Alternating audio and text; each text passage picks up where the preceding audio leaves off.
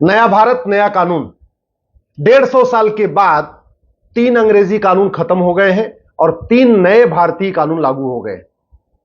इसके एक नहीं अनेक फायदे हैं। सबसे पहला फायदा कि गुलामी की सोच खत्म होगी। पहले उसका नाम था इंडियन पिनल कोड, उसमें इंडिया शब्द था, अब उसका नाम हो गया है भारतीय न्याय संहिता। तो अब भारत आ गया, इंडिया की जगह भारत आ गया। पहले वाले कानून का नाम था इंडियन एविडेंस एक्ट, नए वाले का नाम है भारतीय साक्ष्य संहिता। तो वो भी इंडिया गया, भारत आ गया।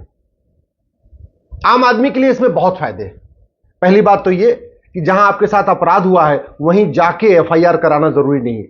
जैसे मान लीजिए आप बंगाल में थे, वहां आपके साथ कुछ मारपीट हो गई, अब वहां से आप भागे, वहां आपके पास डर के मारे इतनी हिम्मत नहीं पड़ी कि आप वहां एफआईआर करा सको, तो आप दिल्ली आ जाओ और दिल्ली में जाके एफआईआर करा दो कि बंगाल के इस थाने में इस स्थान पे आपके साथ ये हुआ है, आपकी एफआईआर रजिस्टर हो जाएगी।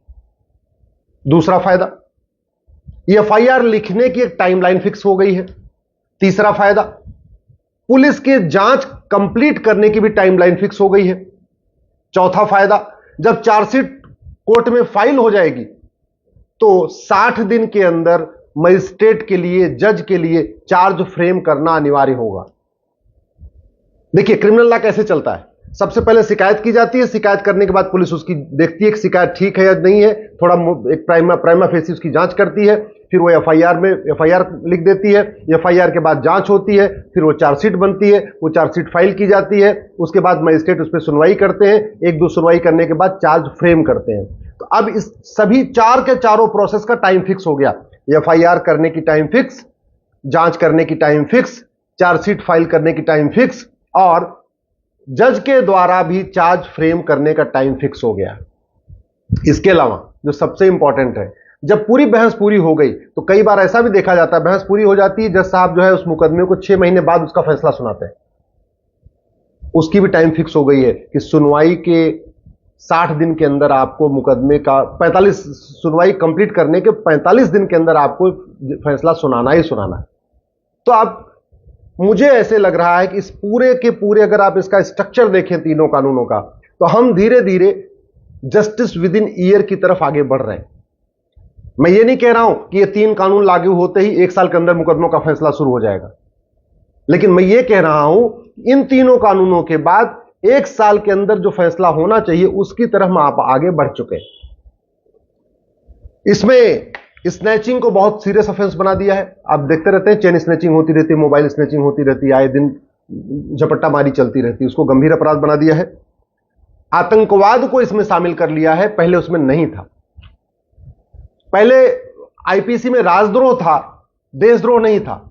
यानी शासन की बुराई करना, शासन के खिलाफ कुछ करना अपराध था, लेकिन देश के खिलाफ कुछ करना अपराध नहीं था।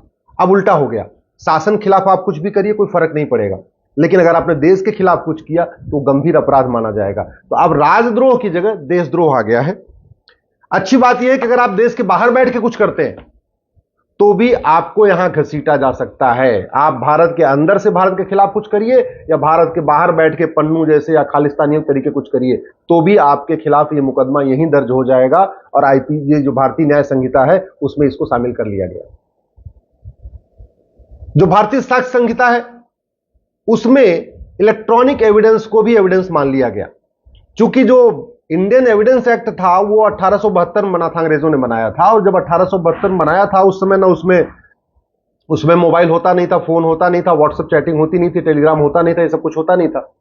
तो इलेक्ट्रॉनिक एविडेंस को इंडियन एविडेंस एक्ट में एविडेंस नहीं माना जाता था। लेकिन अब नई वाली जो भारतीय साक्ष्य संहिता है इसमें सारे इलेक्ट्रॉनिक एविडेंस को भी एविडेंस माना जाएगा। आपने व्हाट्सएप चैटिंग किया, आपने एसएमएस के जरिए चैटिंग किया, आपने फोन के जरिए चैटिंग किया, चाहे आपने व्हाट्सएप कॉल के जरिए चैटिंग किया, टेलीग्राम कॉल करके चैटिंग किया, या कोई और ऐप यूज करके चैटिंग किया, या ईमेल के जरिए चैटिंग किया, या इंस्टाग्राम के जरिए चैटिंग किया, सारे के सारे इलेक्ट्रॉनिक जो कम्युनिकेशन है माध्यम, वो सब के सब एविडेंस माने जाएंगे। तो इससे भी सजा दिलवाने में काफी मदद मिलेगी। पहले क्या होता था, बहुत सारे गंभीर अपराधों में सबूत के अभाव में बरी हो जाते थे, क्योंकि इलेक्ट्रॉनिक वो हाई टेक्नोलॉजी यूज करते थे, उसको एविडेंस माना नहीं जाता था। तो बहुत सारे अब नक्सली, आतंकवादी, अलगाववादी, कट्टरपंथी, जिहादी, ये सब के सब सबूत के अभाव में बरी हो जाते थे, पुलिस सबूत नहीं दे पाती थी। इलेक्ट्रॉनिक एविडेंस होता था, इसके बावजूद भी वो सबूत के अभाव में बरी होते थे, क्योंकि इलेक्ट्रॉनिक एविडेंस को एविडेंस माना नहीं जाता था। अब क्या होगा, इलेक्ट्रॉनिक एविडेंस को एविडेंस माना जाएगा। इसलिए मेरा यह मानना है कि जो अब सजा का रेट डबल हो जाएगा। पहले कुछ राज्यों में सजा 10% होती थी, यानी अगर 100 एफआईआर होता था तो केवल 10 लोगों को सजा होती थी, 90 लोग बाइज्जत बरी हो जाते थे। कुछ राज्यों में ऐसा भी है कि 100 एफआईआर होता है तो 50 लोगों को सजा होती है, 50 लोग बरी हो जाते हैं। मेरा यह मानना है कि जहां 10% सजा होती थी अब वो 20% हो जाएगी, जहां 20% सजा होती थी वो 40% हो जाएगी। सजा का रेट डबल हो जाएगा। लेकिन इसमें और भी कुछ करने की जरूरत है। जो 3 नए कानून आए हैं, इसमें झूठ बोलने को गंभीर अपराध घोषित नहीं किया गया है, झूठी शिकायत को गंभीर अपराध घोषित नहीं किया गया है, झूठी गवाही को गंभीर अपराध घोषित नहीं किया गया है, झूठे हलफनामा को गंभीर अपराध घोषित नहीं किया गया। यानी मान लीजिए कोई बलात्कार का झूठा मुकदमा दर्ज कराता है, छेड़छाड़ का झूठा मुकदमा दर्ज कराता है, SC/ST एक्ट का झूठा मुकदमा दर्ज कराता है, तो उसको कोई सजा नहीं होगी। तो जो मिसयूज है वो चलता रहेगा। फायदे अनेक हैं, लेकिन जो कानून का मिसयूज हो रहा था, दहेज का झूठा मुकदमा, छेड़छाड़ का झूठा मुकदमा, बलात्कार का झूठा मुकदमा, SC/ST एक्ट का झूठा मुकदमा, उसके लिए इस कानून में कोई प्रावधान नहीं है। इसलिए मैं सरकार से निवेदन करता हूं, झूठी शिकायत, झूठा मुकदमा, झूठी जांच, झूठी गवाही, झूठी चार्जशीट, इसको भी गंभीर अपराध घोषित करें। दूसरा, झूठ पकड़ने के लिए नार्को पॉलीग्राफ ब्रेन मैपिंग को मैंडेटरी करें, अनिवार्य करें, उसको भी एविडेंस माना जाए। नार्को पॉलीग्राफ ब्रेन मैपिंग को, जितने व्हाट्सएप वगैरह तो अब मान लिया गया, लेकिन अभी न तो झूठ को